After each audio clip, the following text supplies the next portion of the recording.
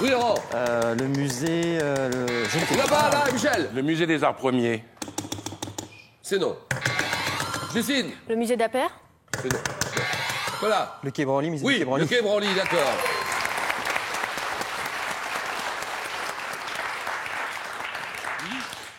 Non, non, musée, c'est pas les arts premiers. Dédié aux arts d'Afrique, d'Asie, d'Océanie, d'Amérique, où se tient l'exposition intitulée Cheveux chéris, frivolité, trophée.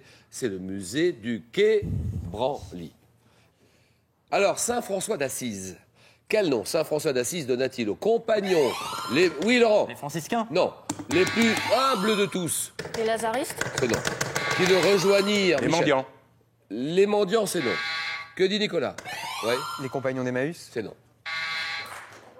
Quel nom Saint François d'Assise donna-t-il aux compagnons les plus humbles de tous, qui le rejoignirent les frères mineurs?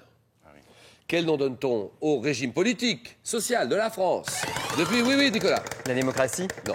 Depuis le règne de François Ier, Laurent. La République. Non, non, non, jusqu'à la Révolution, Michel. Justine. L'Ancien Régime? C'est oui. Oui. L'Ancien Régime.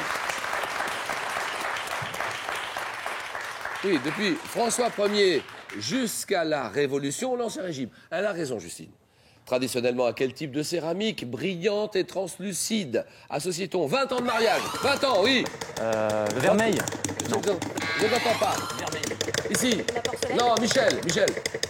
Michel. Les noces de porcelaine. C'est oui. Pour Michel.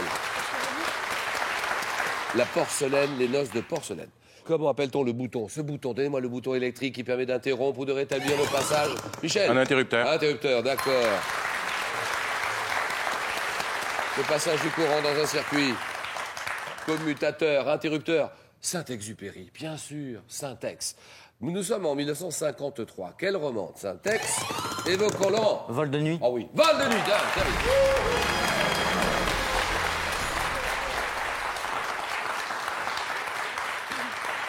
Vol de nuit qui évoque des souvenirs de l'auteur à l'Aéropostale, qui fut le 5e livre édité en poche. Saint-Exupéry, vol de nuit. Justine, 4. Michel, 3. Nicolas, 2. Quel géant de la mythologie grecque était chargé de veiller sur Io? Sur Io, Justine. Atlas? Non, non, non, avec ses 100 yeux. Nicolas, Chronos. dont 50 restaient ouverts pendant son sommeil. 50 yeux Python. ouverts. C'est? Python. Oh non. Ah. Bah, c'est Argos. Oui, c'est exact. Ah bah, bien sûr, si je le dis, c'est ça, oui, oui. Comment appelle-t-on la nymphe des lépidoptères? Nicolas. La chrysalide. Bien sûr, la chrysalide, ça c'est bon. Entre le stade chenille et le stade papillon, c'est la chrysalide. D'accord. Justine Nicolas, 4-4. À quel mouvement intellectuel et artistique né en 1916 Marcel Duchamp? Nicolas. Les surréalistes. Non. Max Ernst, oui. Le fauvisme? Non. Et Tristan Tzara appartenait-il? Duchamp. Ernst, oui. Max Ernst. Non. Les navires. Tristan Tzara. Les navires, non. C'est le dada, oui, le dadaïsme. 2008, un hebdomadaire, vous l'avez, le monde entier là, vous le connaissez, surtout nous, Français. Hebdomadaire français. Oui, Le Parisien. c'est non. Non, ça c'est un quotidien. Paris Match? Paris Match, d'accord, Justine. Qui remplace son ancienne, sa célèbre devise par « La vie est une histoire vraie ». Paris Match. Comment appelle-t-on la performance sportive officiellement constatée qui dépasse toutes les précédentes, Justine? Le record? Le record, d'accord. Dans la même discipline, un record. 8-4-3, quel mot désignant le grade moins élevé dans l'infanterie provient d'un mot italien signifiant tête? Oui, monsieur. Le caporal. Oui, caporal, d'accord.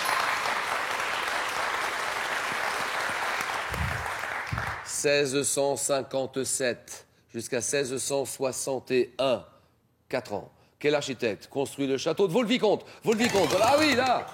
Il l'a pas. Ah non, Pour le mais- surintendant Fouquet, oui, Justine. Le nôtre? Ah non. Non, non, non, non, non, non. Nicolas. Le Brun. Non, non, non, non, non, non. Non. Laurent. Mansart? Le Veau. Le veau, bien sûr, il l'a. C'est pas Mansart, c'est le veau, Louis le veau. Quel anglicisme de 4 lettres qualifie un spectacle enregistré non en studio, mais oui, oui. Un show. Non. Mais sur scène, oui. Live? Live, d'accord, terminé.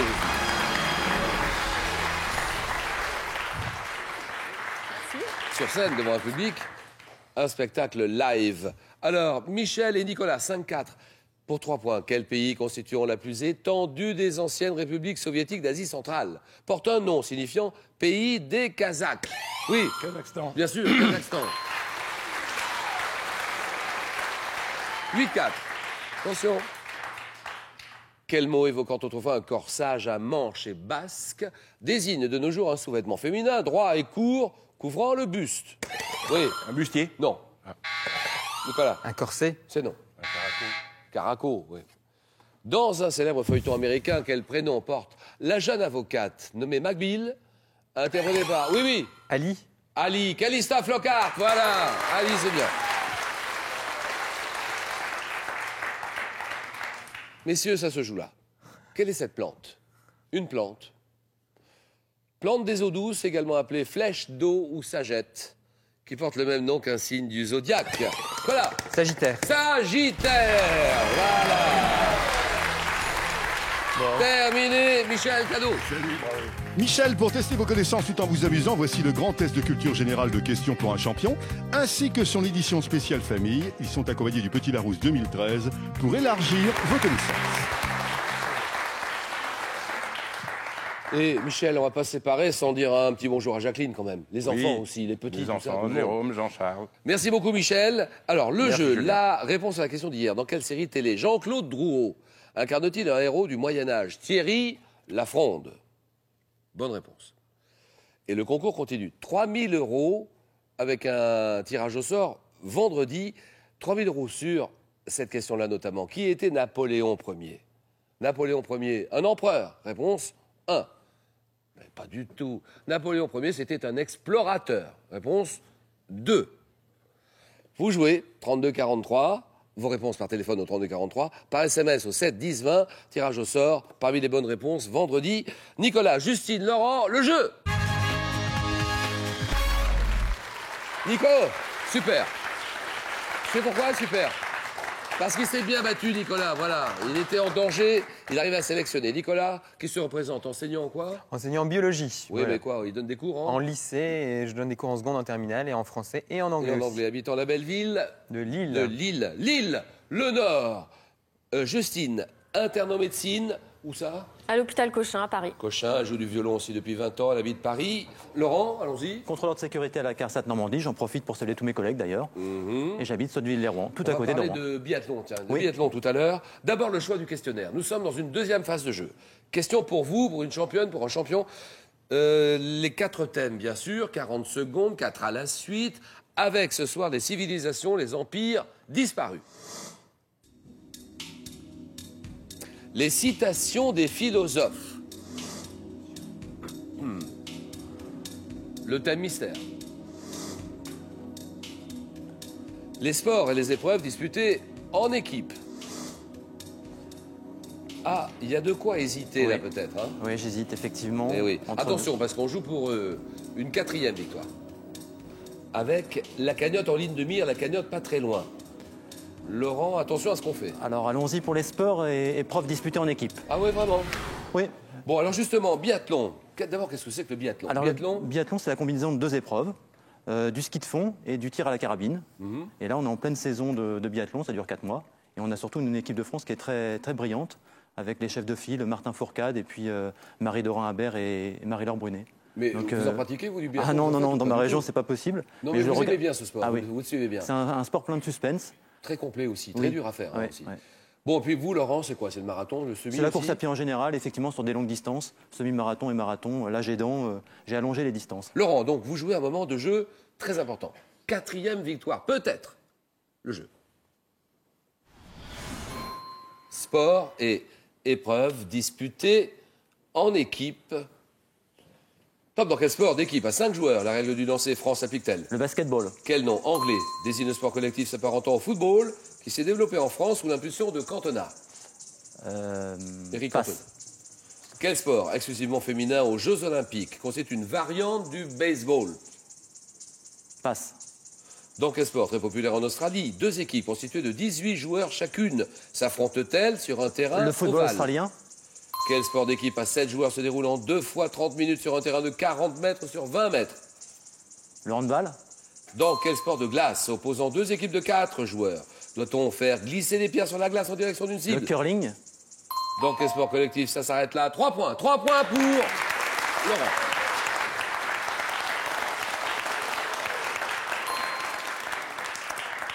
Vous n'aviez pas, Laurent, ce sport exclusivement féminin. Non. Quel sport féminin, donc aux Jeux Olympiques aussi, constitue une variante du baseball. Variante du baseball, c'est le softball. Quel nom anglais désigne le sport collectif s'apparentant au football, Ouais, j'ai qui oublié. se développe en France, où l'impulsion vraiment d'Éric Cantona, c'est le beach soccer. Beach soccer, 3 points, Justine. Donc, qu'est-ce que c'est que cette association des jeunes pneumologues dont vous faites partie? C'est une association qui regroupe les internes et les chefs de clinique en pneumologie. Donc, il y a une partie nationale. Et moi, je m'occupe de la section locale d'Île-de-France avec d'autres personnes. Donc, c'est déjà pour créer un réseau de pneumologues, de jeunes pneumologues qu'on se connaisse les uns les autres, qu'on puisse s'appeler facilement en cas de besoin. Oui. Et puis, 3-4 fois par an, on organise des soirées de formation ou des ateliers qui sont complémentaires des cours qui sont organisés par l'université. Sur des thèmes plus précis de Voilà. pneumologie. Et puis, pour décompresser, c'est la zik, c'est la bonne musique. La musique classique. Oui. Verdi, violon. Violon, Vivaldi, beaucoup. J'aime. Alors, Justine, 28 ans. Jean-Baptiste, il ne faut pas l'oublier, Bah Jean-Baptiste. oui. C'est Alors, mon c'est mari. qui, Jean-Baptiste? Bah, bien sûr, Voilà. on l'adore, hein, Jean-Baptiste. Voilà. Paris 16e, allons-y, Justine. Et merci de venir nous voir, passer quelques heures avec nous. Sport et épreuve, ça, c'est pas pour vous. Les fruits à pépins. 40 secondes. Dans quel fruit à chair orange, la famille des cucurbitacées, produit notamment à Cavaillon, en Provence? Le melon. Oui. Quel fruit juteux est représenté par la variété Williams? La poire. Ah oui. Quel fruit d'un arbre apprécié dans les jardins méditerranéens renferme sous une écorce dure des pépins enrobés d'une pulpe rouge transparente? La grenade. Ah oui. Quel fruit exotique aux pépins noirs brillants est l'ingrédient de base de la salade thaï appelée somtam? Je passe. Quel fruit originaire de Nouvelle-Zélande cache une chair verte? kiwi. Ah oui. Quel fruit à pépins se présentant en grappe est le fruit de la plante grimpante appelée Vitis vinifera? Le raisin. Quel gros fruit jaune à pépins est produit par un arbre dont le nom scientifique est Sidonia oblonga? Je passe. Non, passe pas là. Sidonia oblonga. C'est le coin. Eh oui, le fruit, le coin. 3 points, Justine.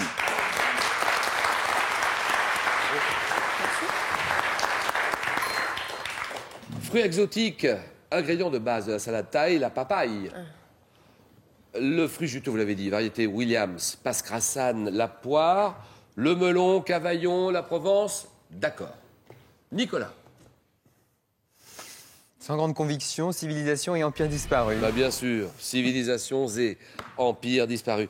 Alors Nico, qu'est-ce que c'est? L'établissement s'appelle comment? Alors c'est l'établissement Saint-Rémy, qui est Saint-Rémy. situé à Roubaix. Oui. Voilà, et je salue tous mes collègues et mes élèves. Dites donc, mais dans la région, il y a plein de musées maintenant. Aussi, voilà, ouais, on a, en décembre dernier, on a l'ouverture du Louvre-Lens. 36 000 spectateurs, j'allais dire. Oui, 36 000 visiteurs en un Visiteurs. week-end. 36 000, il faut le faire. Ouais. Réussite. Très hein. très beau musée. Ah oui. Puis alors, il n'y a pas que ça, il y a la piscine aussi. Il y a la non? piscine à Roubaix également, très très beau musée qui est situé en centre-ville de Roubaix, des années 30. Mhm. Une piscine reconvertie entièrement en un très beau musée. Il y en a plein maintenant de musées dans la région. Hein. Ouais, on est très très très gâtés. J'allais dire que vous alliez. Je pensais que vous alliez dire très inquiet. Très Nicolas, les collègues, les élèves, on les salue bien Voilà. sûr. Et alors là, vous enseignez la biologie. Voilà, la biologie. Donc j'ai la chance d'enseigner à la fois des cours de biologie en français, mais aussi en anglais aux sections européennes. Où habitez-vous, Nicolas? J'habite Lille, Et l'école? à Roubaix, Saint-Rémy. À Roubaix, Voilà. exactement, d'accord. Alors 40 secondes. Nicolas, civilisation et empire disparus. Top, quel pays a abrité pendant près de 4000 ans une civilisation pharaonique? L'Égypte.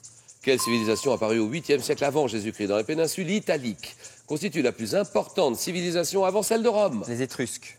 En 1532, quelle civilisation précolombienne de la vallée de Cusco s'est effondrée avec l'arrivée des Espagnols, le Pizarro? Les Mayas. C'est non.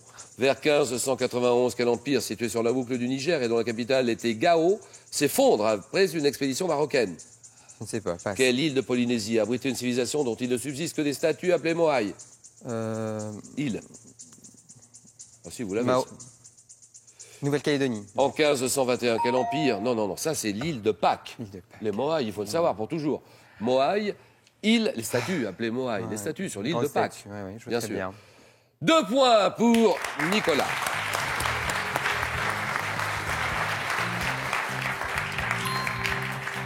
Vers 1591, un empire situé... Solez-vous avec le Larousse de la cuisine et le coffret Un rôti pour dimanche. Sortez les sentiers battus du repas dominical avec des rôtis succulents et des recettes goûteuses à souhait pour régaler gourmands et gourmets.